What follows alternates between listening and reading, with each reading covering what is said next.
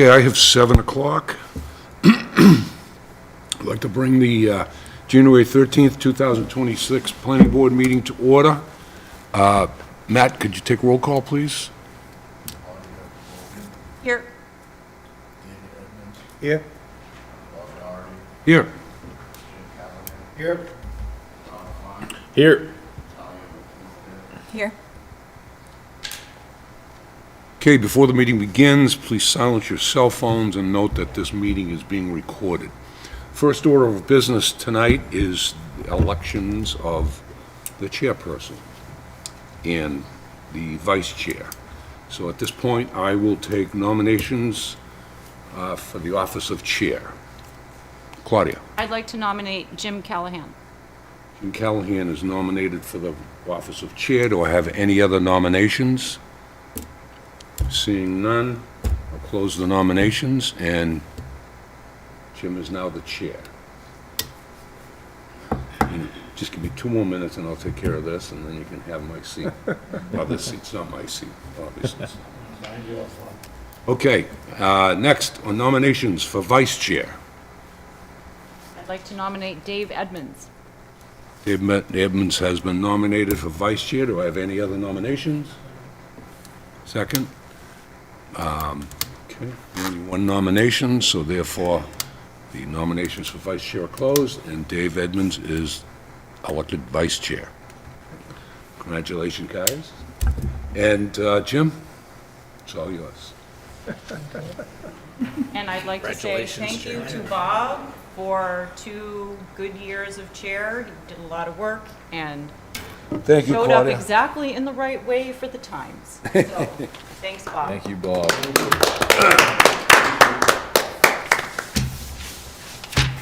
I enjoyed it.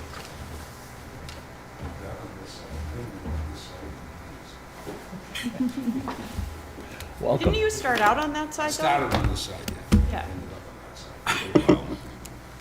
You could pick sides too, right? Well, I guess I could, yeah. Go kick Kevin.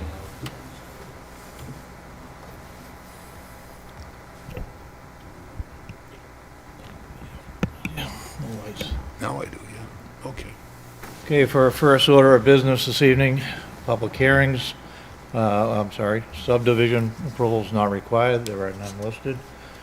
And we'll go right into public hearings, the proposed zoning amendment, ban on cryptocurrency ATMs. No. That's the last meeting.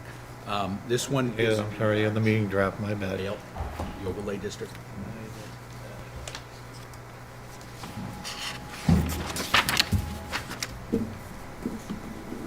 I'll go with the paper copy.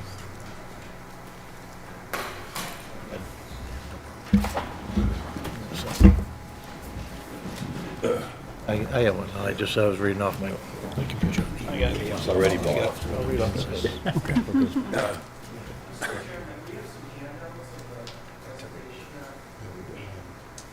We'll just-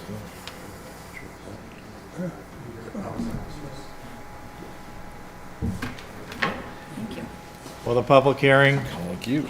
be taking a look at to further amend the 1985 zoning ordinance by amending section 28, technology and business mixed-use overlay district, EVOD, to read technology and business / residential mixed-use overlay district, TVROD, and by the city council issue of a special permit, the following described residential use may be applied for within the said overlay district. Age-restricted home ownership, not to exceed 504 units, subject to the following occupancy restriction. All units must be occupied by individuals or family in which at least one household member is 55 years of age or older, and in which no resident is 18 years of age or younger, and make associated changes.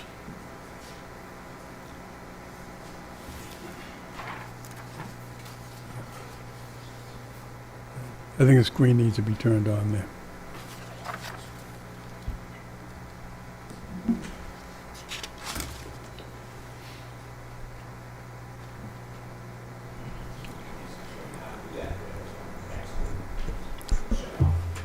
Pardon?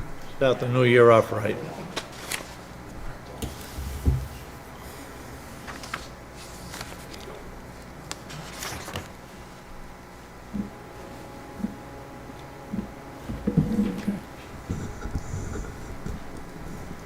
All right, great. Good evening. For the record, my name is Joseph Tavi. I'm an attorney with the law firm of Woburn and Rudman, with offices at 500 Unicorn Park Drive in Woburn. With me this evening is the tire development team. There's Mark Mastriani of Pulte, Matt Leidner of Civil Design, and Rob Nagy of VHB.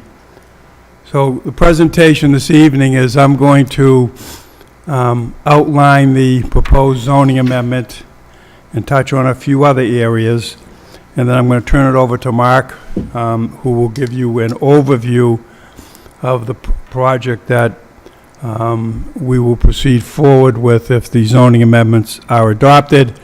And then Mark will be followed up by Rob Nagy, who will go over the traffic counts for the approved project for this property versus what's being proposed. As you know, this is the beginning of the process. There has to be public hearings before the planning board, before the city council. The city council public hearing is scheduled for next Tuesday. Before the city council can act on the zoning amendment, it needs a recommendation from the planning board. And if the city council approves the zoning amendment, then we would proceed forward to file for a special permit for the proposal. So, quick summary of the proposed amendment. The existing T-bod, let me just see if I can. Do we have a summary of the? One more. Okay, so the existing T-bod, the technology business mixed-use overlay district, would become the T-BROD, T-B-R-O-D, technology business / residential mixed-use overlay district. And the goal of this amendment is to provide flexibility to the property owner to expand the use of this property in terms of using the vacant industrial land that exists now at the Vale. The proposed amendment would allow for up to 504 age-restricted home ownership units. Requires at least one member of the household to be 55 years and older, and no resident under 18 years of age can reside on the premises. The required parking ratio is at a minimum of 1.5 spaces per unit, and in connection with this amendment, we'll be updating the master plan and development agreement for the VL. So currently at the VL, what is built there now is LCS, which is senior housing and assisted living and memory care, called the Delaney at the VL. There's 103 independent living units, there's 84 assisted living units, and there's 36 memory care units. To the left of the Delaney, as you look at this plan, we have the Highland at Vale, in which there's 197 residential units, all owner-occupied, with 75 townhouses, and then the 3 buildings in between the Delaney and where you see the townhouses. There are 122 units in those 3 buildings. So what was approved back in 2022 was a life science campus, and the following approvals were granted by the City Council. There was a 1,041,620 square foot life science campus with a mix of 4 5-story R&D lab buildings, each containing 220,341 square feet of floor area, a two-story GMP biomanufacturing building of approximately 130,256 square feet, an amenity building that would sit in the middle of all these buildings, one-story, 10,000 square foot building that would have some minor retail, coffee shop, small restaurant. And then in addition, 20,000 square feet spread along the first floor of all of the buildings that would also have retail, restaurant, fast food restaurants. In addition, there was a 7-story parking garage that was also approved. Then on the left side of the site, as you look at this plan on the upper right, there was a 62,000 square foot medical office building that was approved for Mass General Brigham. And as you know, as that process went through the Commonwealth of Mass approvals from the Department of Health, it failed to get approval, and that project is not going forward. So over the past few years, when we roll back to the overlay district that we did at the Showcase Cinema site, which would allow for life science use, it took well over a year to get that approved, and by the time that was approved, the market had fallen out on life science uses. Davis companies did not go forward to buy the property, and as you know, the property sits there now, and there'll be some development probably within the next year on that property. So when you look around the greater Boston area, where there was once a real strong, okay, thank you, Mark, strong area for life science, biomanufacturing, there's tons of space that's available. So Leggett McCall, under their entity Montfield Land LLC, who owns this property, the remainder of the property, has been unable to attract tenants for the remainder of the property, has entered into an agreement with Pulte to sell the remaining 33.55 acres for the development of the Del Webb 55-plus for-sale retirement community, which is conditioned, obviously, on the approval of the zoning amendments and a special permit. So as we take a quick look at the zoning amendment. I'll go back here. The zoning amendment you have before you, but basically anywhere in the T-BOD that references T-BOD, we're referencing T-BROD, T-B-R-O-D. The significant changes would be the addition in section 28.6.2.3 that reads as follows. In addition to the residential units allowed in 28.6.2.2, above age-restricted home ownership units not to exceed 504 units, subject to the following occupancy restriction.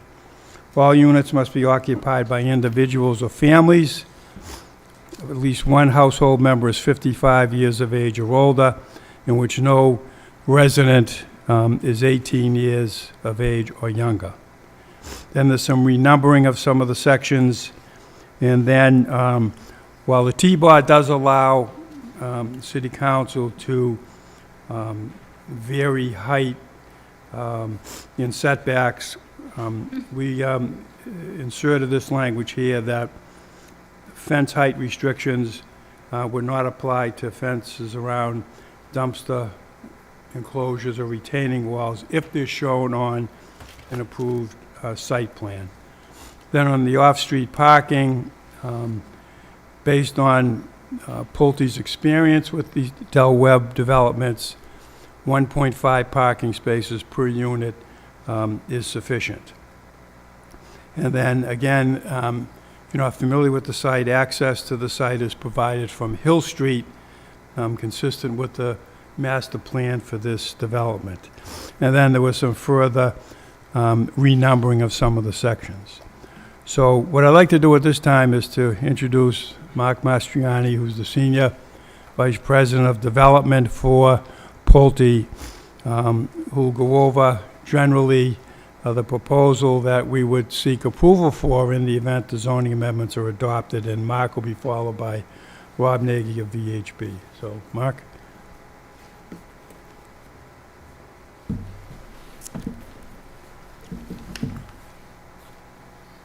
Thank you, Joe. Thank you, board members. For the record, again, my name is Mark Mastriani. I'm here on behalf of Pulte Homes of New England. We're a home builder developer based right down the street, right down 495 in Westboro, Mass. And I'm really excited to be before you again tonight, to have the opportunity to work with the city of Woburn again, and the opportunity to build more residential homes at this great location known as the Vale. So what we're proposing is a Del Webb age-restricted senior housing development. And Del Webb is Pulte Group's flagship active adult community brand, known nationally for its strong amenities and thoughtfully designed low-maintenance homes. Del Webb has been around for 70 years and is widely recognized as the leader in age-restricted lifestyle communities in this nation. So Del Webb is really focused on luxury homes and, in addition, on lifestyle and amenities. So every Del Webb is accompanied and designed with clubhouses, pools, fitness centers, opportunities for active and passive recreation, along with a full-time lifestyle director that's hired by the condominium, whose sole job is to organize events and activities for the condominium residents. That lifestyle director creates clubs, manages clubs, puts together social events, gatherings, and a extensive activity program designed around the active adult buyer. Pulte Homes has built 3 Del Webbs here in New England. One is called Great Island at the Pine Hills in Plymouth, Mass. We completed that probably a little more than 5 years ago. We also have constructed Oxford Greens in Oxford, Connecticut, and that finished up a few years ago. And currently, we're building Del Webb Chauncey Lake, about an hour from here, down near our office in Westboro, Mass. And that's 700 active adult condominium units. And at this time, we're probably 60%, 70% done with that community. So again, I'm just really excited to be here tonight. Thank you for your time. And we're really excited to have the opportunity to provide a Del Webb to the city of Woburn and the surrounding region. So with that, I'll walk through the site plan that's up on your screen.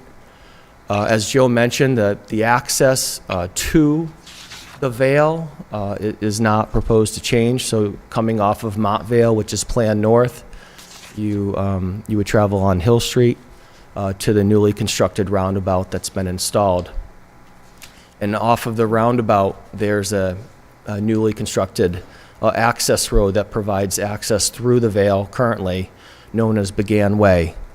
And off of the roundabout and off of Began Way, the proposed Del Webb would obtain 2 full access points to this development. An important part of our design is also, as part of the prior construction that has occurred, there was a utility corridor and an internal paved road. I don't know if I have my cursor. Does that show? Yeah. So this paved internal road that cuts through the site is actually already in, and under that binder coat is sewer and water and power and all of the utilities that actually service Highland at Vale and the Delaney. And we worked really hard to utilize that road for utility connections and access connections. So our plan works with that and minimizes any disruption to that important utility corridor and road.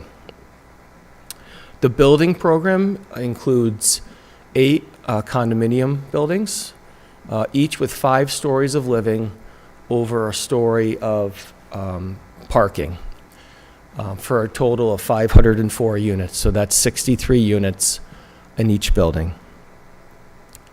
Very importantly, as we've spoke, this is an age-restricted condominium community being proposed, so all units must be occupied by one household member that's age 55 years of old, or no resident is allowed to be 18 years of age or younger. And also, I think a key benefit of our program here is that they're home ownership condominium units. So this is not another rental community. These are deeded units, and it's a home ownership condominium, and provides a pretty unique, units building program that's not typically found in too many locations as a home ownership unit. So if I just continue on a little with the site plan highlights and zoom in a little bit. In the top right-hand corner, there's that fairly good-sized clubhouse. With inside, it will have gathering rooms, fitness areas, card rooms, meeting rooms, and then along with a outdoor pool with an extensive patio for gathering and seating. Plan top left. Top left, northwest. We have pickleball courts and bocce courts proposed, so that's sort of our active amenities proposed for the community. And then in the middle of the site, we have this community green, which is really amazing feature. It doesn't, as we move into the design further, it'll involve landscaping, sitting areas, lighting, sidewalks, and really provide an amazing aesthetic amenity in addition to passive recreation, and really a place to gather and enjoy the outside and just walk. With that, the site is roughly a little over 33 acres that we're proposing, and the design includes approximately more than 20 acres of the project site will remain as green space, open space. And again, the clubhouse would include a full-time lifestyle director whose sole goal would be to manage activities for these active adults. So it's pretty amazing. Just another slide of highlights, getting into more of the units.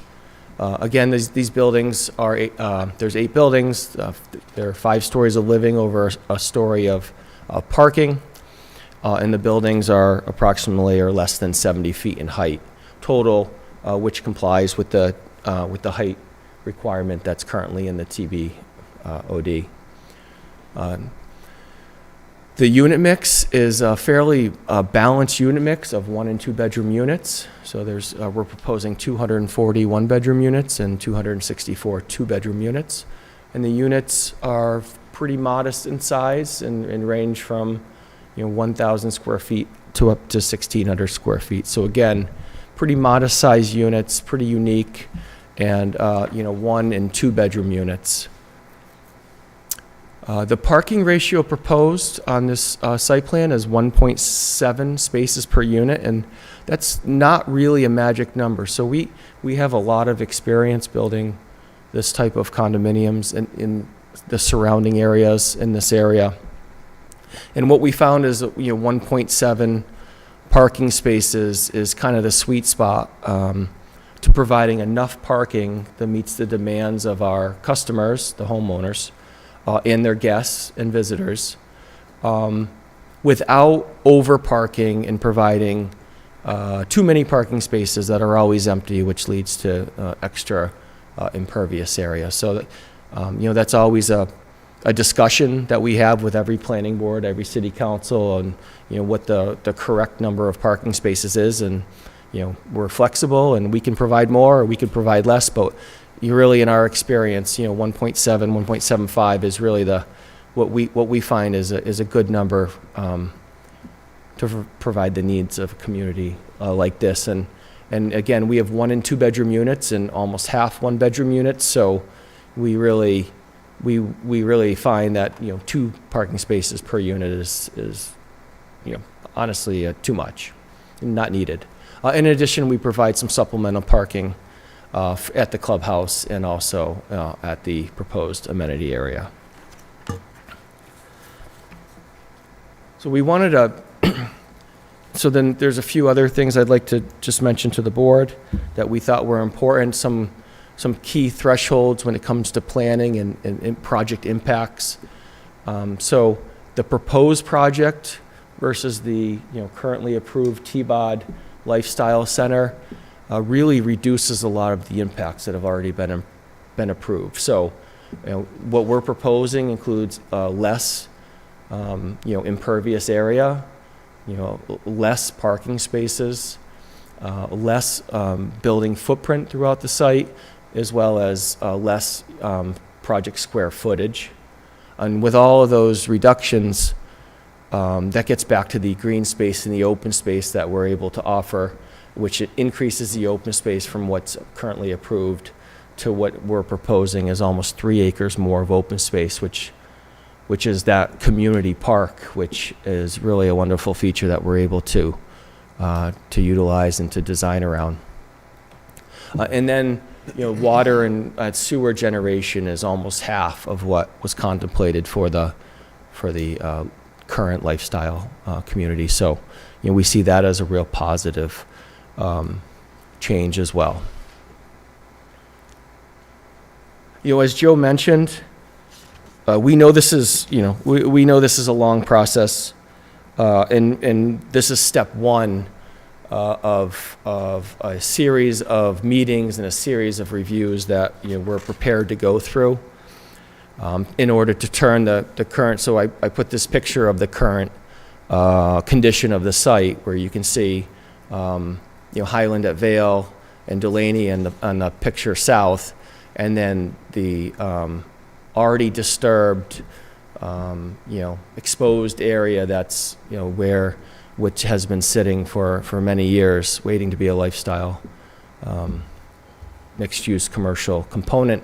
That's the area where we're proposing the age-restricted residential community that we're really excited about bringing it to life. And again, as Joe mentioned, we know this is step 1. So if we're able to get the rezoning that would allow the age-restricted residential, we would move right into the local approvals, which is where the designs would be furthered, and then an extensive review by both the City Council and the Conservation Commission, the Notice of Intent Program. And then over the years, the Vale has had extensive review and has many permits that have been issued by DOT, Army Corps, DEP, MWRA. So we, of course, have to go back to all of those state entities and either get new permits or amend the existing permits that are already in place, as well as meeting with MIPA and working with them to get a notice of project change and a new certificate for this site. And in order to accomplish that, we think we've put together a pretty experienced local team of experts, consultants, starting with Civil Design Group, Matt Leidner, who is here with us tonight, who will do the site design and civil engineering, as well as VHB with Rob Nagy, who will speak shortly after me to do the transportation analysis, and as well as his co-workers at VHB, who will help us with the wetlands and the resource areas and the environmental permitting, getting through DEP and Army Corps and MIPA, which is important. And then we use Dan Coughlin of Coughlin Environmental Service, a pretty local consulting firm right down the street from here, for our wastewater and our water engineering. And of course, we have Joe Tarby to provide our legal services and to help us understand and navigate this process from the rezoning through permitting. And a couple additional slides that I wanted to discuss tonight before turning over to Rob. So we have done a physical impact study for the proposed Del Webb. We used Mark Frugere, who's an experienced planner who does physical impact studies for developments such as this. And basically what he's done is he's projected the revenue, the tax revenue that would be created, generated from this age-restricted residential community, projected at just over $3 million at full build-out a year to the city of Woburn. And this being an age-restricted community and privately owned and maintained, there's minimal expenses that to the city of Woburn, and so our projection is that year over year, annually at full build out, this community would provide $2.8 million approximately to the city of Woburn every year, and then in addition we did a calculation of during build out and confirm that as the community is being built, each year is physically positive to the city of Woburn, and every time another building is occupied, that number just that revenue number goes up to the city. And lastly, we're aware, or we were provided the draft housing production plan that I believe you all have been working on for a long time, put a lot of time and effort into it. So we took the time and had the opportunity to review it. And what we found is that we think that our Del Webb age-restricted community really fits in pretty well with some of the key findings and objectives that were in the housing production plan. Sorry about that. Some highlighted in yellow there. It mentioned that a lot of the city of Woburn's existing housing stock is still, large single-family homes, and that really the needs of Woburn, are really needing more of this home ownership, smaller type of homes for the residents here, which the Del Webb provides with modest-sized 1- and 2-bedroom condominium units.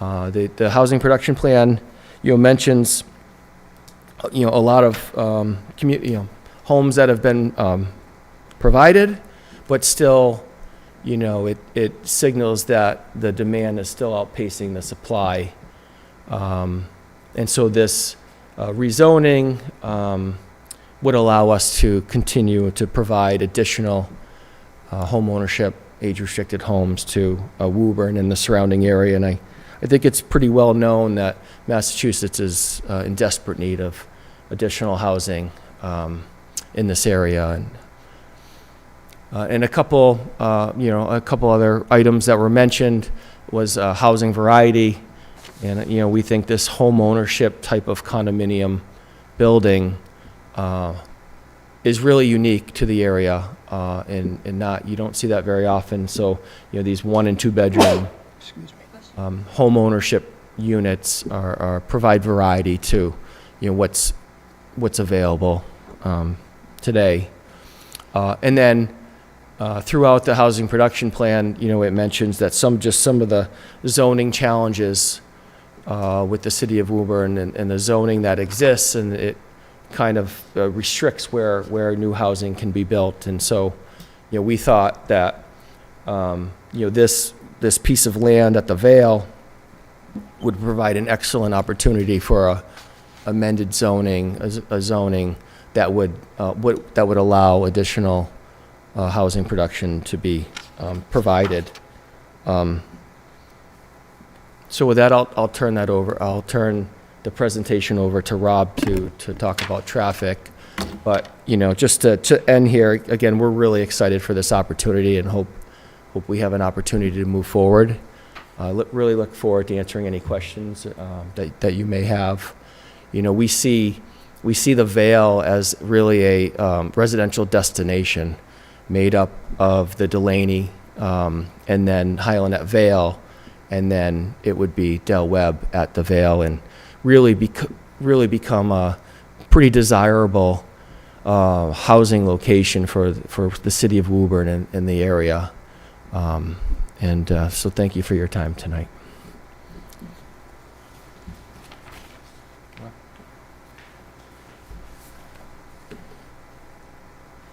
Great, thank you. Rob Nagy with VHB. Thanks for having me here.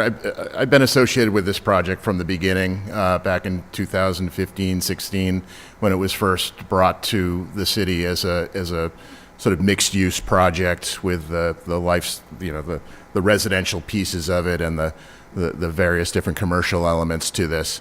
And recognize the reason I'm speaking tonight is that transportation traffic was one of the topics of discussion and focus on that, and want to certainly just touch on it a little bit here, and if you have any questions later on, we can certainly try to get to the answers of them. The project itself, the original project itself, was set up as a large project, but it was broken up into different phases, and each phase had elements of development associated with it. And as you sort of move through those different phases, it triggered the need for reviewing additional offsite roadway mitigation. As Joe mentioned at the beginning of this, the project has already implemented sort of the phase 1 level of improvements out there, which was widening out Hill Street to accommodate basically the front door of the project, and did a significant amount of roadway work at the intersection with Montvale Ave, as well as the signals that exist along Montvale Ave, working both with the city-sponsored project, and then the prior developer opened up a number of signals out there, and then coordinated them all and made some significant improvements out there. So what's remaining under the phase 1 element of this is approximately 100,000 square feet of R&D space, and a 62,000 square foot medical office building. And if that were to be built, from our traffic projections, you would see about 3,500 more vehicle trips added to the roadway network on a daily basis, about 190 morning, 160 evening new peak hour trips associated with that commercial development. And then not surprisingly, on Saturday, it's a little lighter as a commercial development, about 722 daily trips and about 200, a little bit over 200 midday peak hour trips there. If we take those trips off the network, because that's unbuilt, and we replace it with the 504 units that Pulte's bringing to the table here, you see a significant reduction in the traffic almost in all the different scenarios there, with weekday daily traffic being about half of what the remaining commercial development that would be allowed on the site could bring to the site, so about 1,600 daily trips. But when you break it down further to sort of peak hour level of impact, it's almost 100 new morning peak hour trips, 125 evening peak hour trips. So you can see that there's a net reduction with this proposal versus what was remained to be built out there. As I think it's worth noting, Saturday, because it's a residential project, there's a little bit more activity on a Saturday than there would be with a commercial development. So you're going to see a little bit more activity out there, but it's spread out over the course of the day, and you'll see a little bit of a drop off during the peak periods. But yes, there'll be more activity associated with a residential project as compared to a commercial project on a Saturday or a weekend. In order to sort of proof that, we actually worked with the Pulte folks and tried to identify a very comparable project that was nearby to sort of do traffic counts at that facility. Again, an age-restricted facility that is very similar to the one that's being proposed here. There's a project in Reading called Martin's Landing. It has about 502 units, just a couple of units short of what's being proposed here.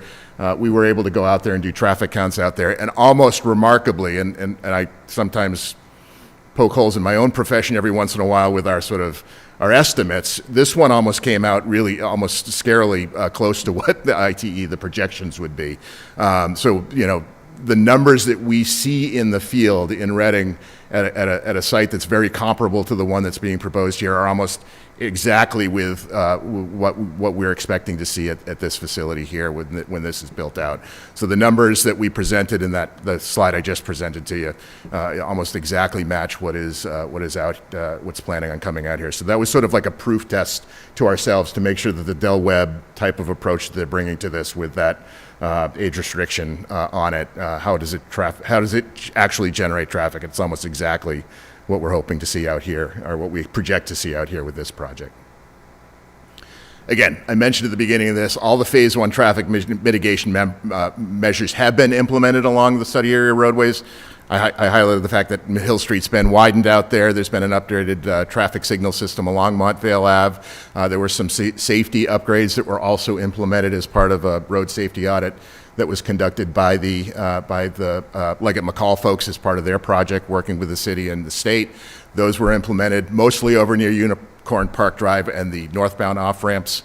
And then certainly, as you think about this project and the prior project, the connections to some of the transit, ped bike, and the park and ride lot, the new park and ride lot out there, are still things that we want to stay focused on doing, because we think that those are benefits to both projects, regardless of which way you consider the development going. But the bike trail that goes right in front of the site is something that we see as a real amenity to this site as well. We did a quick analysis of the traffic conditions out there in comparison to what we were projecting as well, and I'll just touch on this real quick here. Most of the study area intersections immediately along Montvale Ave today are operating at better levels of service than what we had projected back in 2019, meaning that they're operating a little bit more freely than what we thought they would with the improvements that we had put in place there as part of the Phase 1 projects.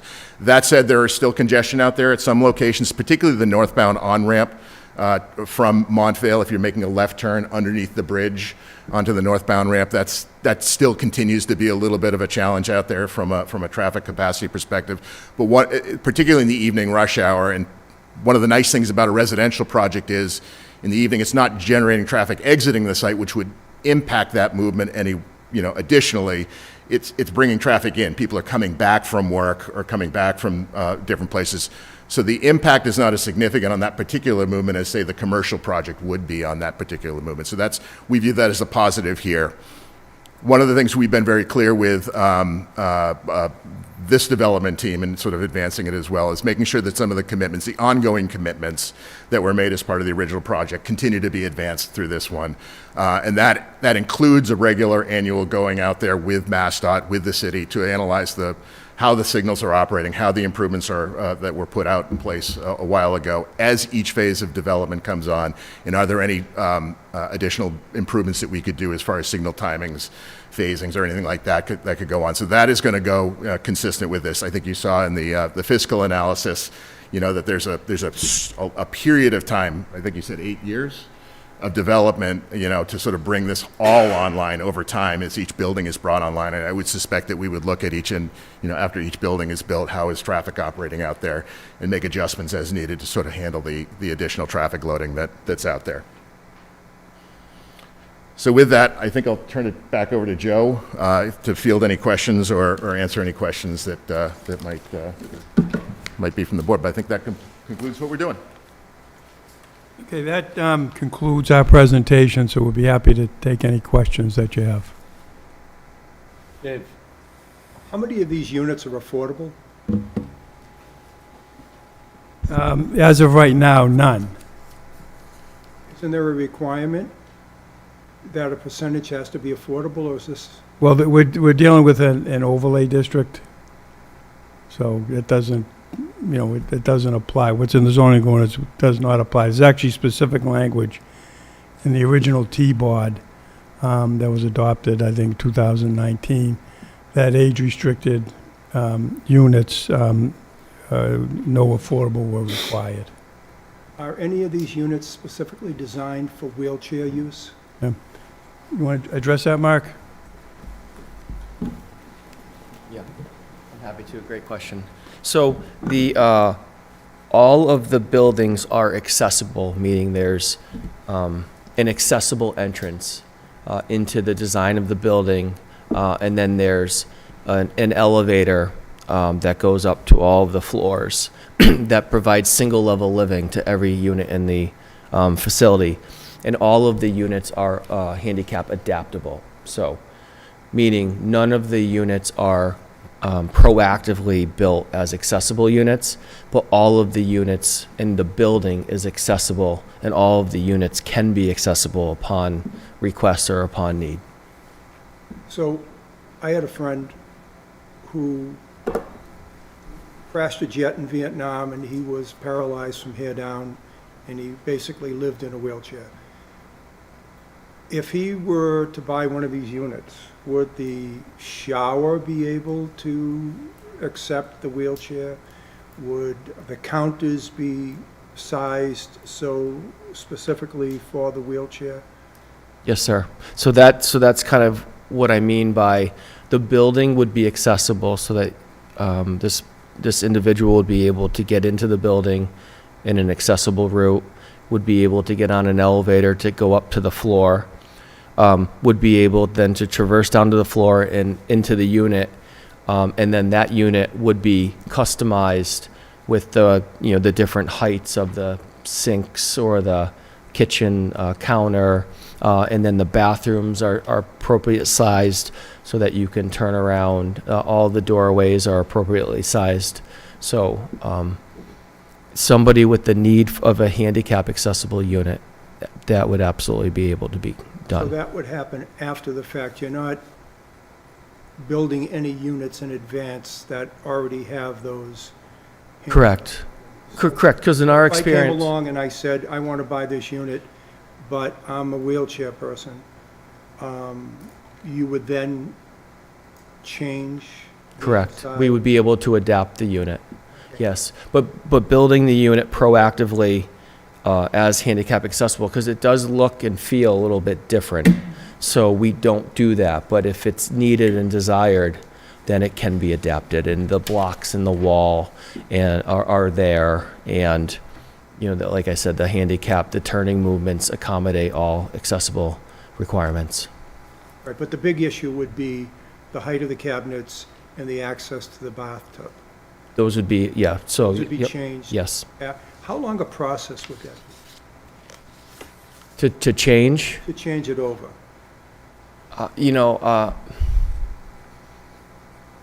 I really can't speak to that. I really don't know, but it's, we have a full-time sales team, a full-time construction team that are assigned to our projects. And they work with the buyers through the whole sales process. So, there's a lot of details that go into buying a home, and a lot of, selections that are made. And and as part of that adjustment to the unit, that would just happen in, I think, the normal course of the buying process. Okay, thank you. I'm You're good. welcome.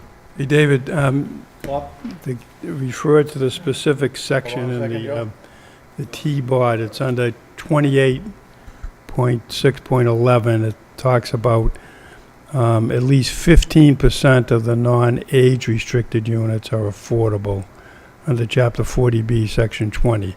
So in the original development, the Highland at Vail, there were 15% of those affordable. So it only referred to the non-age restricted. Yes, Joe. Trying to wrap my head around this. So, when Ligon McCall bought this land and we put in the TBOD, things were expected to be developed there. As it turns out now, these several years later, Ligon McCall cannot put in what they anticipated being able to put in terms of buildings, in terms of businesses, manufacturers, whatever. And they have now kind of turned to somebody to allow residential units to go in here instead. Am I correct in this? Yeah, that's correct. A 1 million square feet, you certainly weren't going to build that, for spec. You needed to have actual tenants that would. No, I know, but okay. So when we set up the T-board, it was with all those things in mind. That these Right, so- things would be set up. That's why we don't have a provision in there for 500 and something residential. Yes, that's correct, yep. So, so what you're giving us tonight is just a conceptual idea of stuff, because this whole T-bod section would have to be changed. There's so many things in here that would have to be changed, not just the definition itself. There's only a couple of things in the proposed zoning amendment that need to be changed. Well, the special permit process in which the city council can allow a special permit of 300 units, but not 504. No, that's what we propose is a separate section under that same general So section. there is other changes coming to this. Correct. Other than what's just been shown. Yes, yes, yep. Okay. Also, understanding how we stand with this 10% that we need to get, to be said that none, and I'm hoping this is negotiable, is that none of the units are going to be affordable. Because it doesn't fall under the 15% because it is age restricted. Correct. So you could technically build them without having them affordable. Cor- Correct. The city is not in position, I don't think, to put in 504 units with any of them non-affordable, which would put us very closely to the brink of that 10% that we've fought very hard to get to. So I'm hoping something like that would be negotiable, and also something like that would be in the presentation that's made down the road. Because right now, I would not vote for this just for that specific reason.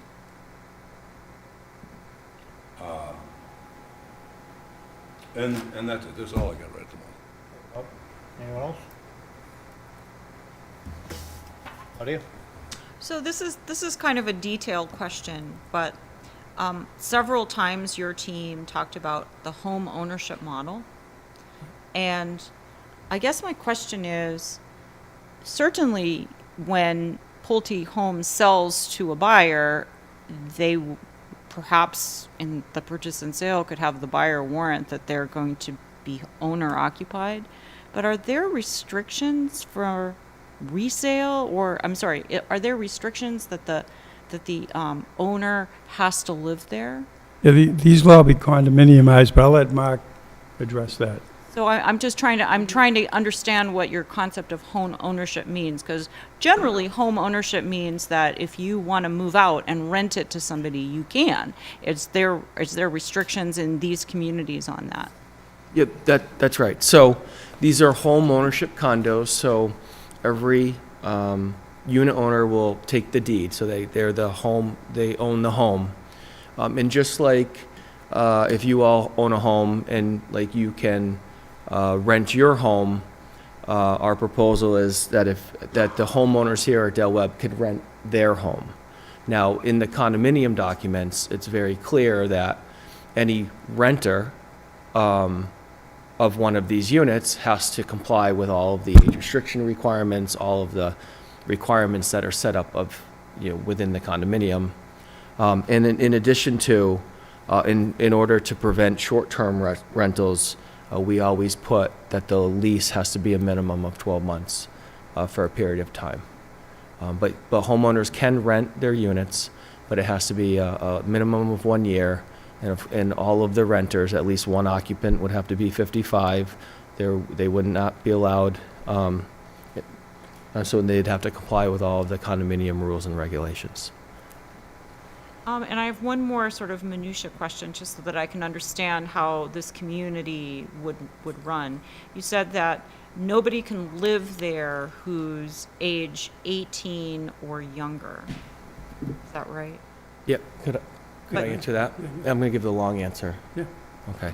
So, so that is true. So currently, the proposal is for 504 age-restricted market rate units. So as you all have commented, which we're taking good notes, the current T-bod zoning does not require any affordable units for age-restricted homes.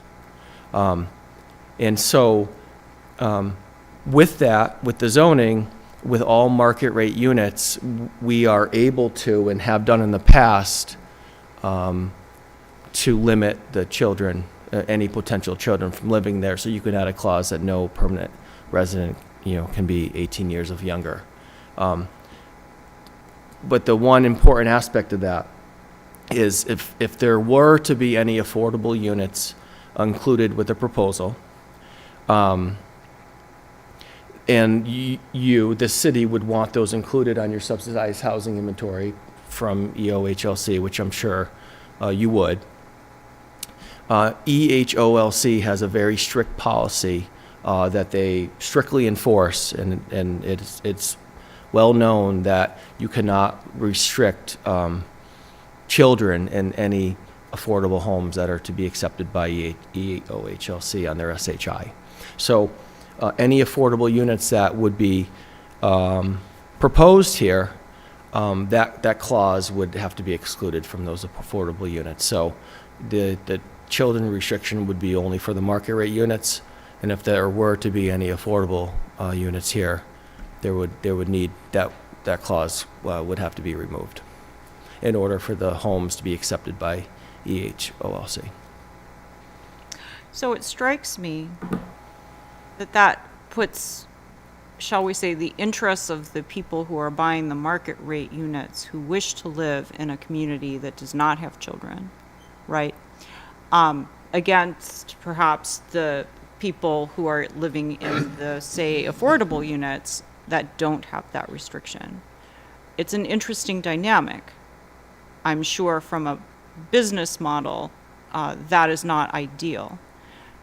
So there seems to be, Bob, to your point, a very interesting dynamic that's going to be set up in this approval process, which is, from that explanation, I can see why Pulte Homes would be very reticent to negotiate a affordable component to their community, because then they would have to now market their community as not 100% 55 and over, right? So from their point of view, that is probably a problem. But from the city's point of view, bringing 504 units online that are not affordable puts us in a difficult numerical position. So I don't have a response, I don't have a solution to this. I'm just sort of saying, this is what I'm seeing as the dynamic that's going to go forward on this project. So. I could have a response if that's okay. Sure. So you're absolutely correct. However, we're before the city of Woburn, and we obviously need your support, and we want the city council's support in order to move forward. And the affordable homes is an important line item in this proposal. And so, we're prepared to have that discussion with this board and with the city council on, what is the magic number that the city of Woburn wants. So we're prepared to have those discussions, and we have a lot of experience building age-restricted communities in this area, and we have many age-restricted communities that do not have. They have an age restriction. One occupant must be 55 years of age or older, and do not have any kid restriction. And what we find is, even without that restriction, we get very few children living in these age-restricted communities because, they're not set up for children. They're not marketed for children.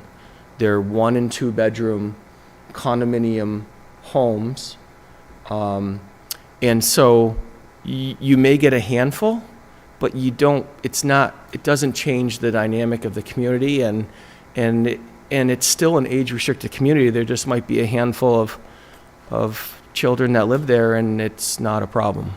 And operationally, we deal with it all the time, and it really, they're welcome. So I don't think it's impossible. I think there's a balance between our proposal and the city's desires, and I think we could get there pretty easily. All right, good to know. I had a question for the traffic person. So when it was warmer, my husband and I ride tandem bikes everywhere, and we happened to find ourselves on the Tri-Community Bikeway, and we happened to find ourselves thinking, oh, I wonder what's up there. Just as a point of curiosity, I was wondering what was built up there, having sat on this board for 28 years. So we turned in on our bike, and we thought that the sidewalk / multi-use roadway up to the Highlands area was quite nicely done. And I was wondering, when I saw your plan, since it's so easy to turn in to this community from the bikeway, having done it myself personally, you come around the rotary and then you go up. To what extent is this part of the proposal going to be bike-friendly, bike access for both the residents as well as the residents of Woburn who just might be riding by and think, oh, let's check that out? Yeah, I don't know that we've gotten to the level of specificity just yet as far as Sure. bike trails and walking paths on the site are concerned, but I do think it's a major amenity to the facility itself. And I would encourage my friends from Pulte here to make at least the major spine roads, bike friendly, so that folks who live in this facility could easily, to your point, access the bike trails in the area here. The road that we've connected, the connection from the bike path back to the back, is something that was intentional when we developed that, and I suspect that we'll be doing the same as we advance the project for this development too. But it's somewhat dependent upon how they view the circulation interior to the sites and how that all lays out and making sure that it works for everybody. Yeah, Great. but it's definitely something I think is an important element of this. And I had one last question. I'm looking at your concept plan, and this is just, Joe, whoever takes this. It seems that the pool and clubhouse area are sort of bordering the bikeway. And then also bordering the bikeway is an amenity area that I guess was, the bocce courts and things of this nature. And my question is, are those at all open to Woburn residents that don't live at this project? Is there some component of, being that those amenities are placed very close to the bikeway, which gets a lot of traffic from people who don't live there, are they invited? Yeah, great question.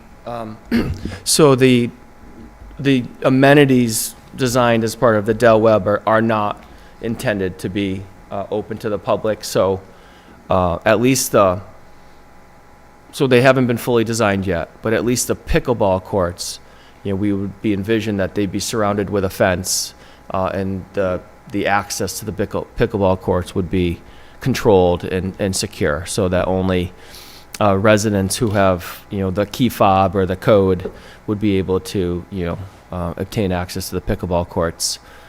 Probably the bocce is a little harder to do, but we haven't run into that in the past. And then same with the clubhouse and the pool, that would be secure, and residents would have a. Are there any portions of this open space that would be open to the Woburn residents who do not live in the facility? We haven't really considered that.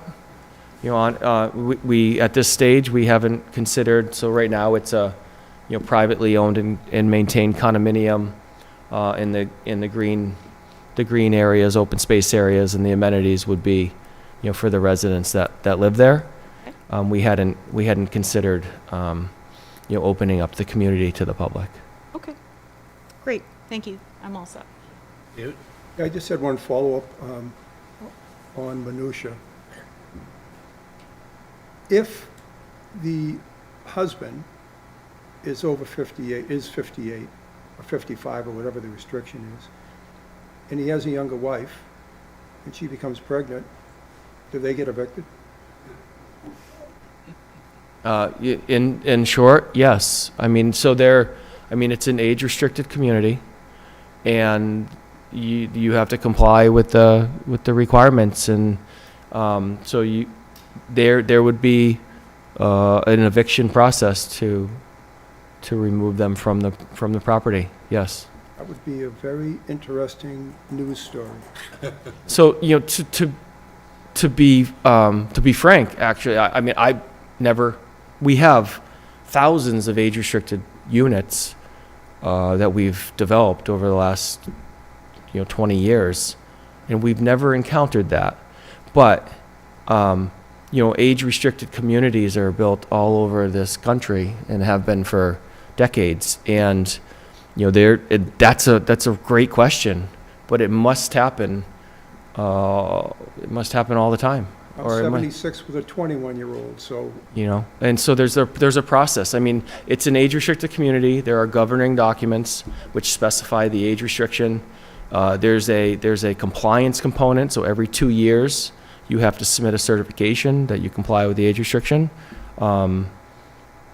And the enforcement would happen. I mean, I don't think you'd get a sticker on your door and say you have to move out tomorrow, but I think there's a process where you'd have to move. like I said, that would be a hell of a story. I'm good. Couple of questions in regards to the parking calculations. You show 50 deeded spaces per building, and you call for 57 per building. You also stated the sweet spot is 1.7 spaces per unit. What is our current zoning laws for the two-bedroom and the one-bedroom? I'll ask that for Mr. Tarpey. It depends, they're lower in most of the old. The current zoning, the 1985 zoning ordinance, still working on that, requires 2 spaces.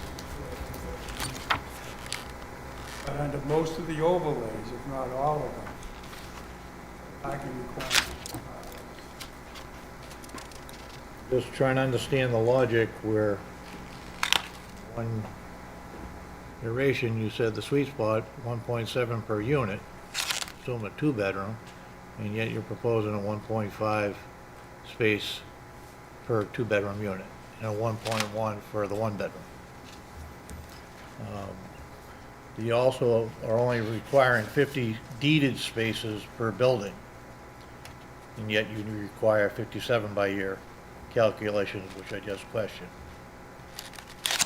Yeah, it's a great discussion topic, the number of parking spaces provided.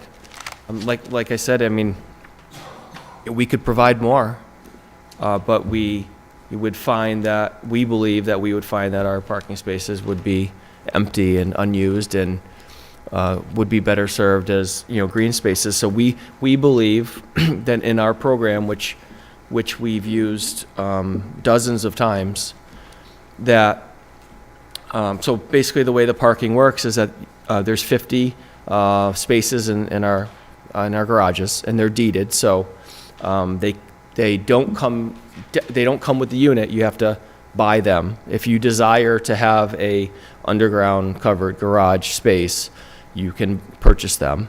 If you desire that you don't want to spend additional money for a garage space, you're not required to. But there are 50 garage spaces in the design, and then we've provided an additional 57 surface parking spaces, which are not deeded, and they're open to residents who don't have a garage space, or residents that have one space in the garage and need a space outside, in addition to guests and visitors. And what we found in our experience is that's an amount of parking that meets the demands of our homeowners and provides proper parking for visitors and guests, and operationally works well. Like I said, we could provide more. I wouldn't really want to provide less, but we could provide more. But we don't. I mean, with a lot of 1 and 2 bedroom units, we really don't find every home has 2 cars. They really don't. A lot of homes are occupied with either a couple that have 1 car or a single person that has 1 car. So if I understood your answer correctly, 50 deeded if purchased, and if they're not purchased, they sit idle. And Yeah, if they're not purchased, they can park outside. Assigned by, the deed. And what about service employees? So the condominium does not have any employees other than, the condominium would engage and hire a property management company, a professional property management company who's experienced in operating and maintaining condominiums such as this. And that management company, would have employees, but we'd have an on-site maintenance person. We'd have an on-site maintenance person, we'd have an on-site manager, and we'd have a lifestyle director. Those would really be the only, employees of the management company that would be engaged by the condominium. So that's not really a real parking need. Regards to the clubhouse and the associated amenities, what would be the typical use of that facility? Now, is that gonna be meals or anything provided to owner occupants if they want to purchase a plan? Or is that just social gatherings on their own as, ad lib? Yeah, that's right. So there would be no meal plan provided. It doesn't really provide services, like those types of services to the residents. The clubhouse would be a place to gather. It would have a large, open, welcoming entry with, a coffee station, TV, some card tables, some lounge chairs, fireplace to gather. Then there'd be a series of rooms where some meeting rooms, maybe a craft room, definitely a yoga studio, definitely a exercise room, probably a smaller type of ballroom, space with round tables, and then kind of a kitchen counter place where you can cater, and a place to bring food in, but there would be no food services provided to the residents, no meal plans. It's not an assisted living, it's not a service facility. It's really it's an active adult, age restricted senior living community where it's you're independent living.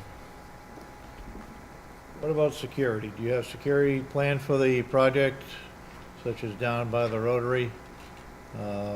You have 500 owner-occupied units that you're planning right now, and, I would imagine there's gonna be a good number of snowbirds in there, that they want their interests protected, and they wanna have people not coming off, being transient, like some of our clubs and restaurants right off the highway, off the interstate, where you have people a little bit more vulnerable at this age group.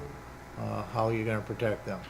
Which I know goes contradictory to what Claudia mentioned, but that again could be gated, and if Bob could take care of it. I'm just curious because I raise these questions not so much of a design concern, but there are concerns out there that the general public now generally watches these on live TV or recorded, and they don't come down to the gallery any longer.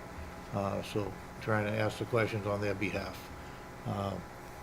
Any plans for security? Yeah, absolutely. So, we feel that the design of these buildings are very secure, and our homeowners and customers actually, one of the reasons they may buy here is because of the secure nature of their units in case, they want to be a snowbird or, go south for the winter, where they can just turn their key and leave and not worry about, their property or maintenance of the, lawn areas and things like that.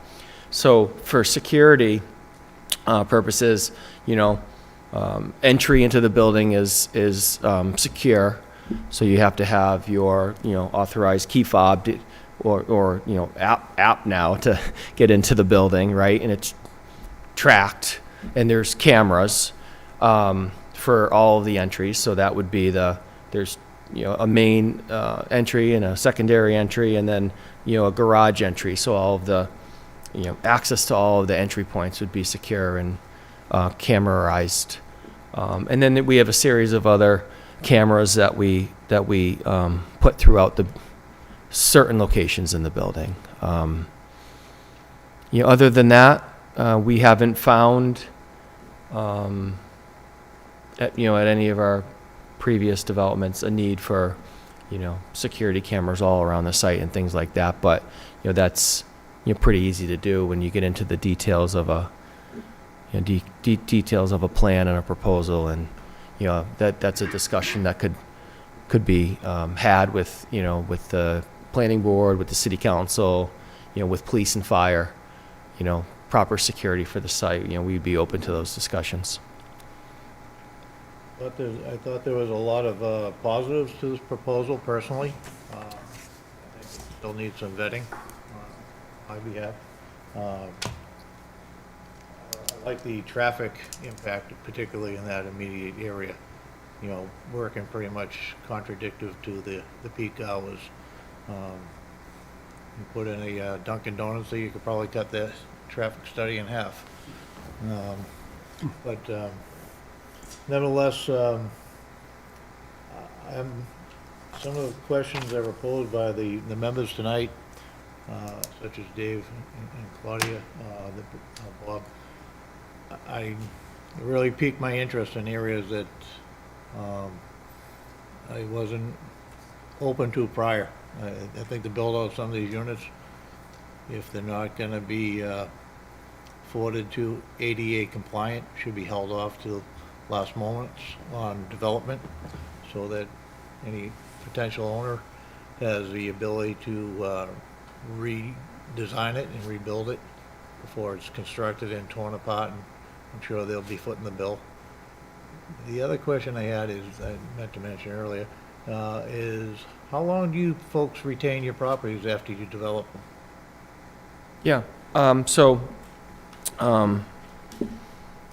Our master deed condominium documents usually specify that Pulte is the declarant trustee, or in this case, Del Webb would be the declarant trustee of the condominium until the transfer of the last unit, or 120 days, until 120 days from the transfer of the last unit. So that's pretty consistent with our practice. What we'd like to do is maintain the condominium, maintain control of the condominium as the declarant until the community is built out, and to ensure that it's built out correctly in accordance with all the plans and permits, and any punch list or items that may need to be completed are completed, and so that when there's a transition from the developer declarant to a homeowner elected board, it's seamless, and it's a complete project, and it's not incomplete, frankly. So we found that holding on to it for quite a while and making sure that it's done correctly and properly, and that the homeowners that live there, we have a process where we engage them, we bring them on as advisors, and they learn the business of how to run a condo, and they learn about really how to run a condo, frankly, so that when there's an election, they're educated, and it's kind of a seamless transition from a declarant board, developer board, to a homeowner elected board. We found that works pretty well. Do you do that as a totality, or do you do it by building? And the second part of the question is, what would your approach be to this development where you have an existing component of living occupants on the top side, on the Winchester south end of that development already? They only use the common outside road, is that correct? Yeah, so So the way the Vale is set up now, there's a master declaration. And the Delaney at Vale has a percentage interest in the common areas of the Vale. And Highland at Vale has a percentage interest in the common areas of the Vale. And then this, mixed-use parcel and MOB parcel have a percentage interest in the percentage of the common areas of the Vale. So the common areas of the Vale are the Rotary, Began Way, the common areas that are not within the property limits of Highland at Vale, not within the property limits of Delaney, and wouldn't be within the property limits of this Del Webb condo. And so they would be, so Highland at Vale would remain a separate condominium that operates on its own, and Delaney is a separate entity that operates on its own. And this Vale community would be a new condominium that operates on its own. However, they all share a certain percentage interest in the common areas. And that wouldn't change. What would the duration of this project be for all 8 buildings and the accessory buildings? Yeah, it's really market dependent, honestly.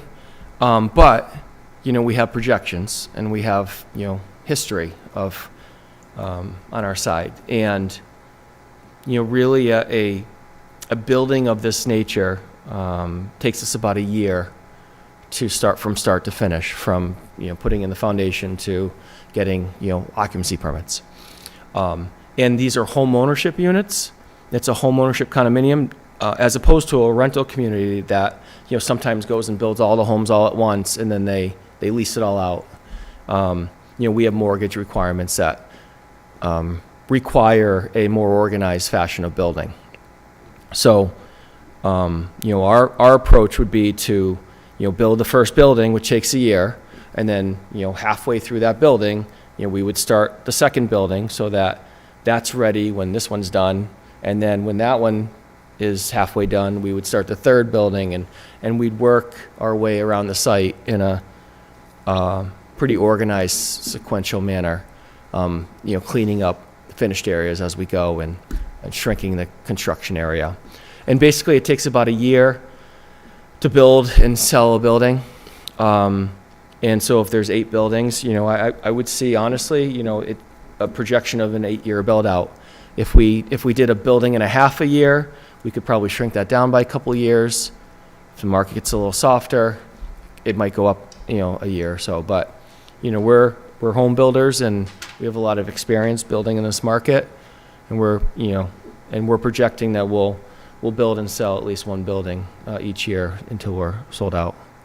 What happens if the economy tanks and your housing market turns south, like the lab industry has on this project? What do we do then? That's a great question. So I've been at Pulte Homes for 22 years. So I've been there since 2003, and I was doing the same presentation, before the 2007, 2008, 2009 really bad recession. And and we've been building in New England. Pulte Homes of New England has been building here out of the Westboro office for over 30 years.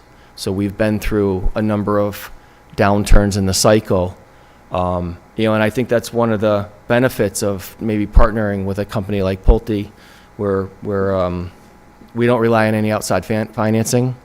We're self-financed. We are well financed from our parent company, the Pulte Group, and because of that, we're able to build and sell in all markets.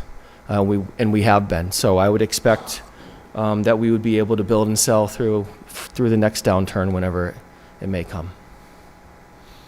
I mean, we have an asset, right? So we'll own it, and it's an asset, and we're home builders. Understood. I just want to ask the question, so get answers to the general public and everyone else that's here on the board. Does anyone else have any questions from the board? This being a public hearing, what is the wishes of the board? Would you like to close the public hearing or continue it? You already asked the members of the public if they wanted to speak. Not. Are there any members of the public that would like to speak in favor or opposed to this proposal? Seeing none. Present. What's the wishes of the board? Bob? I'd still like to keep it open just because it's the first hearing. Proposal for that to I continue. don't have to make a proposal for that, but Yeah, the one comment that stuck out that I remember from this presentation is that it would be important for this board and for staff to figure out exactly what the options are relative to the affordability factor. So if there's some creativity that could work towards a thorough going over of this, reviewing the state statutes, creativity part being on part of Pulte. You know, what can they do to satisfy the interest of the city in creating affordable units? With the downside being, if it does become, say, a hybrid, age-restricted, not age-restricted, you know, how many students does that introduce into the public school system? You know, but that's just another issue that the school systems are dealing with. There's been a lot of news lately that communities are recently recognizing a downturn in the number of students in their public school systems. So that's another issue that communities are dealing with. I mean, you have to have a public school system based on how many students you have in it. You know, if the student population is shrinking and there's no replacement for it, you know, and the city of Woburn is now dealing with, you know, we're gonna continue building another school or two. Do we actually need to? You know, that's demographic information that we have to try to get a hold of if we can possibly figure it out. You know, it's like trying to forecast the weather. You know, we know the 4 seasons are gonna have typical weather, but we don't know how many storms or the severity of the storms. So, you know, when a community is realizing a population growth in the student population 1 year, and then drastic fall off, and then for whatever reason, you know, another incline in the population of the student body. I mean, there's so many variables involved with trying to plan for what the city needs are. One of the issues that's come up in the review of this project with city staff is that a lot of people don't realize how much of an impact developments such as this, age-restricted, pose upon the fire department. And there is a lot of impact. So that's been a discussion that we, you know, really have to take into consideration with the proposed rezoning. Pulte Homes officials are working with the city on possibly coming up with a solution to that. But, you know, when you have a limited amount of ambulance capacity, fire department capacity, you know, you really have to take that in consideration with age-restricted housing. They typically require more ambulance calls.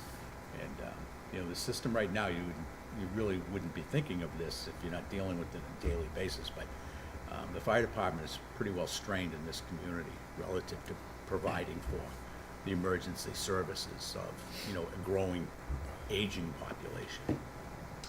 Through the chair. Claudia? So, as a plan going forward, John, there's pretty much zero chance I would vote to amend the zoning to allow age-restricted housing in this large capacity without knowing exactly what that does to our situation with affordable housing.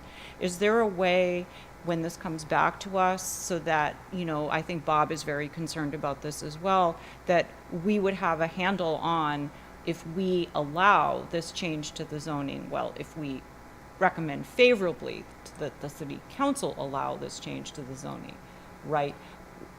What are we doing to our affordable housing index that we've worked so hard to keep? And I'm sure the city, well, I would hope the city council would also have the exact same question, right? So maybe the next time we meet, maybe it makes sense to have an answer to that question, because I think you've got, at least two folks on the planning board, probably more, where, that's kind of a deal breaker. Like, without understanding that there's no way.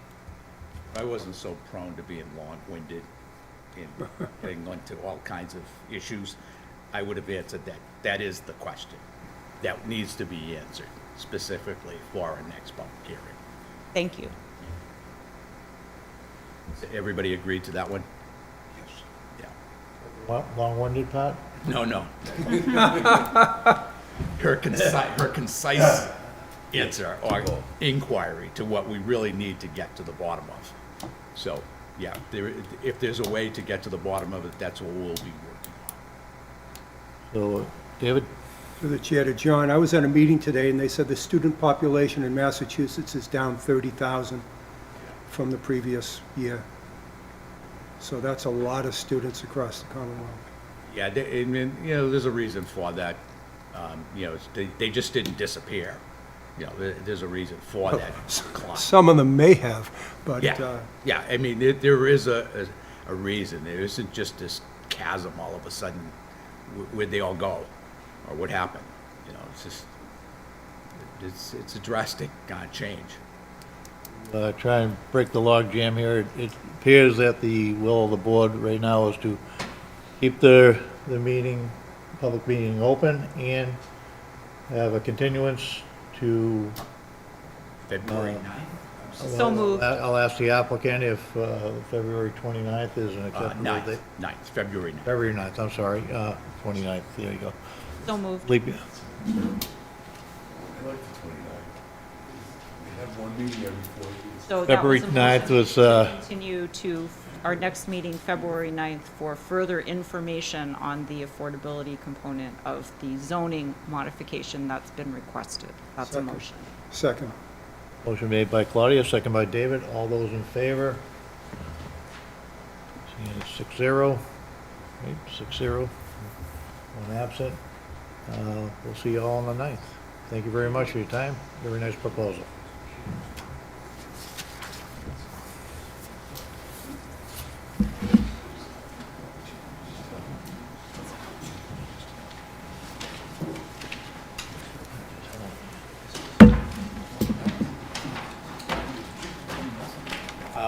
Excuse me, I really would be remiss not to. Is February 9th a Monday?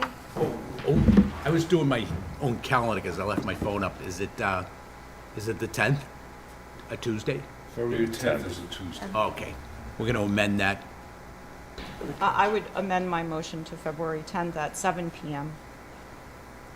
Sorry about that. Ended That by was me. Claudia, second by Dave. All those in favor? Meeting is at February 10th. Date specific, continued to February 10th. Thank you. My hand calendar was off a day. So what I was saying, I'd be really remiss, I forgot to mention earlier, our long-standing planning board member, esteemed member, Kevin, has resigned from the planning board. So that position is now open. And I also want to make mention, every planning board member on the board right now has an effective expiration date of your appointment as of May 31st of this year. So if any board members, and I'm sure you are, interested in being reappointed, please let the mayor know of your interest. Sound good? Okay. Thank you. Through the chair, John, is that a verbal request, or can we send an email? Email. I would, say email, start it off with an email, and you may want to meet with the mayor. Okay. Next up, on a definitive subdivision status review, the present status of Ferrell Drive subdivision. Okay, Furlough Drive, as everybody will recall, is a 34 house lot subdivision off of Lexington Street, formerly known as the south side of Shannon Farm. The last time the board reviewed the status of this was last year. And if you'll recall, last year, the governor signed into law as one of the bills that was passed having to do with land development. The governor granted a 2-year extension for any active subdivision, site plan, special permit projects throughout the Commonwealth. And that 2-year period is over next year in 2027. I am starting to work with the developer for that subdivision relative to formulating a plan to complete the subdivision or a plan to explain if they come to it at the end of the expiration date and the subdivision's not completed, if there is good cause for them to present that. I've also been reviewing this past week the specifics in our land subdivision rules and regulations of what all of the requirements are for a subdivision developer to comply with our regs. So what I'd like to do this evening specifically is ask the planning board to support my request, and it does have to come from the planning board.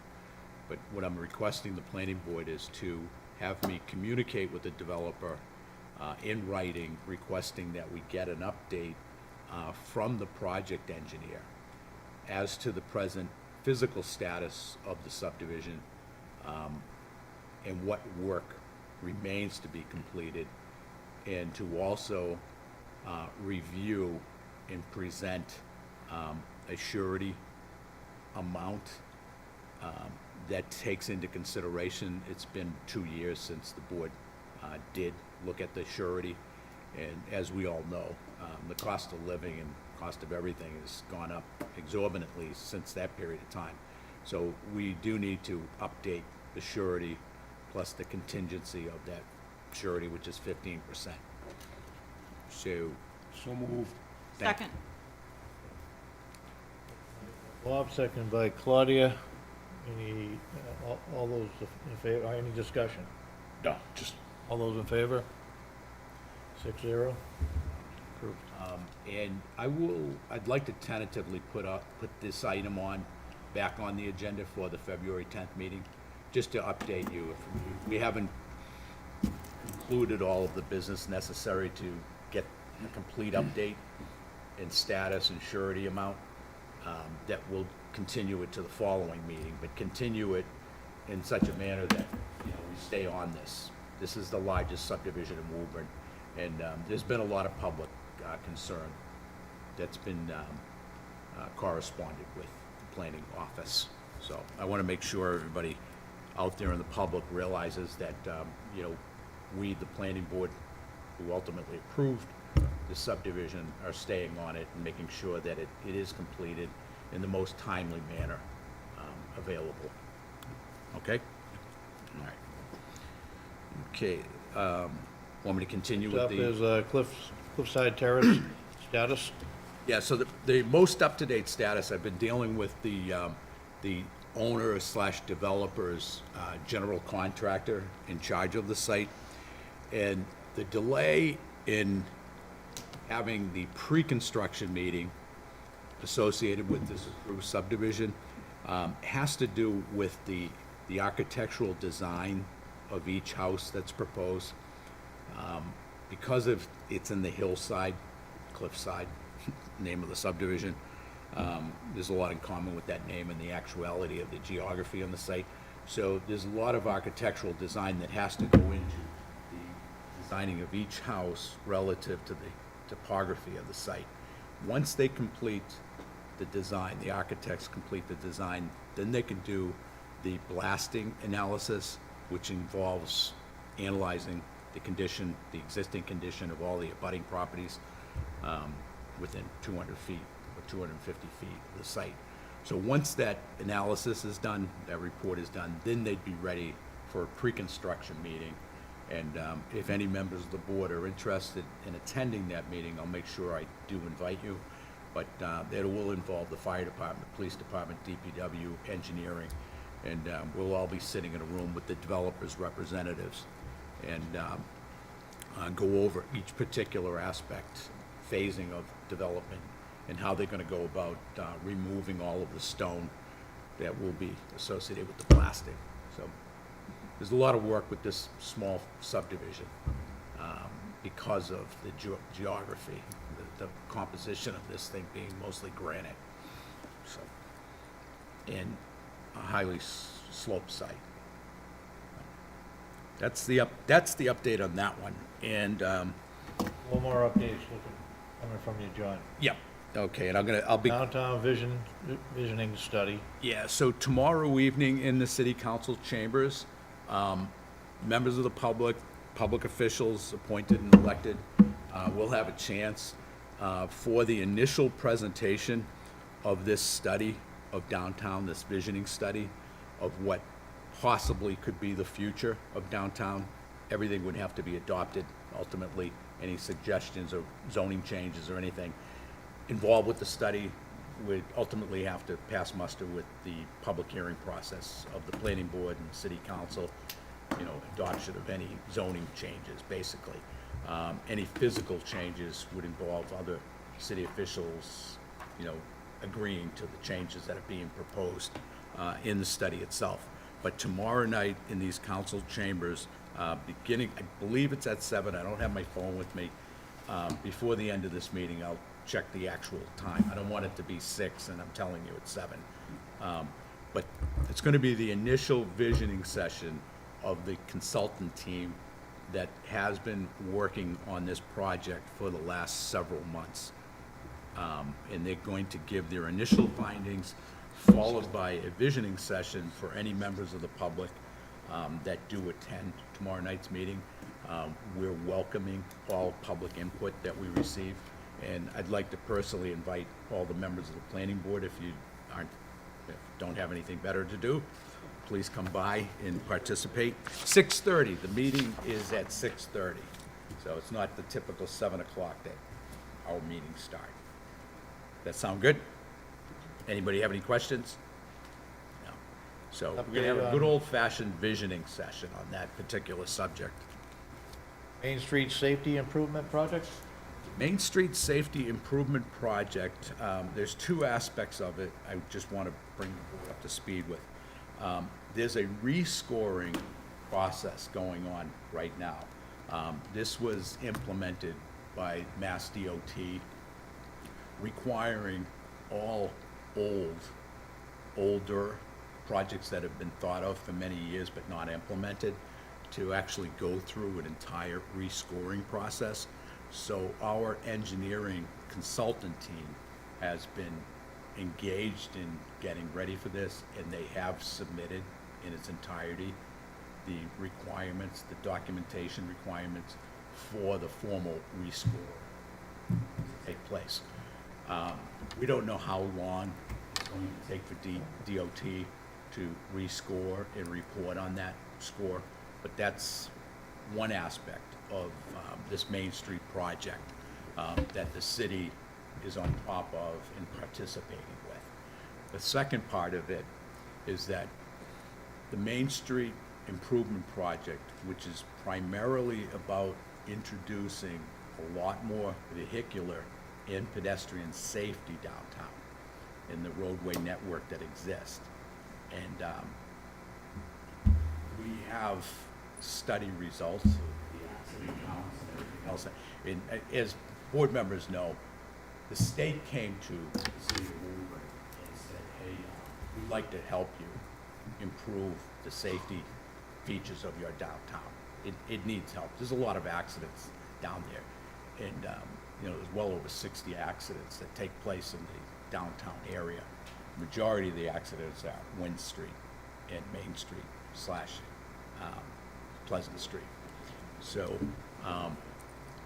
that the 25% stage design stage of that plan is being readied for submission to the state. That's in addition to the rescoring process. We're working, we, the town, city staff and the consultants, we've been working for months on this with tweaks here and there. And we all came to a consensus of the improvement design that we want to submit for the 25% design. And actually, before that happens, we're going to go over it with the city council. So the consultants are gonna come in, you know, one last time, go over everything that's being presented. And make sure they're fully aware of, you know, everything that's involved with the rerouting of traffic. But once that's all said and done, we plan on going forward with this submission, the formal 25% design submission this spring. We don't know how many months it'll take for the state to come back to us. And 25% design plans usually involve some modifications. And part of the whole thing is that we have to secure all of the right-of-way easements, temporary and otherwise, acquisition of properties that might be involved. So all of that has to take place before the 25% design is approved by the state. So that's the update on that one. If anybody has any questions, I'll be happy to answer it. Next up is Main Street Downtown Parking Management Study. Now, this particular study, you know, in longer-standing members of the board know that we've been doing this for a long time. There really hasn't been a lot of fruition involved with trying to manage our parking downtown, but we do have a lot of up-to-date data on all of the parking areas in downtown, the public parking areas. And we have a real good idea of the capacity and the usage of the street, on-street parking, all of the off-street parking. And what we're trying to come up with, once we arrive at a consensus among staff members of what we want to move forward in presenting to the city council, we're still in that phase of trying to figure out what we want to present in a realistic manner relative to better managing our parking spaces downtown, especially the Main Street. So we're working in that regard right now, and I'd say within a month or two, we'll probably be ready to submit some of the better ideas that have come out about this parking study. Have board members received a copy of the draft of that yet? I can't remember if you have not? Okay, so I'll make sure we forward the draft, and again, it's only a draft. You can look through it, submit any ideas you might have that, or any edits that you might have within the context of the parking study. But we're on this thing, we're staying on it. Casey and I have worked with the consultants on a bi-weekly basis for many months. But the issue with the parking, as you'll see with the visioning and as the master plan comes forward with the downtown, a lot of downtown master planning and visioning concerns parking. So we have to make sure that both consultants are working with one another. And then don't forget, we have the Main Street Improvement Project that's also dealing with parking. And what parking spaces may be eliminated, what may be added. So there's 3 different studies going on. We're trying to make sure they stay coordinated and one's not bumping into the other. So. And last up, John, New Boston Street Industrial Park Corridor. Now today, we just received email-wise, and we made copies of it. Again, it's more of a visioning plan per se than a master plan. But it's a visioning plan for the Merrimack Street, New Boston Street Industrial Park Corridor, starting from the easterly end at the Mishawum Bridge, going all the way to the Wilmington line along the Boston Street, and also taking into consideration the fairly large industrial park. And even though the industrial park is well occupied, there's potential for higher and better economic development uses within the park, a mixing up of the uses, trying to create, just a higher, better use or uses within the park that will become more valuable as an asset for employment, housing, recreation, retail, commerce, everything. We're trying to make it much more, if possible, a live-work play environment, rather than strictly just an industrial park.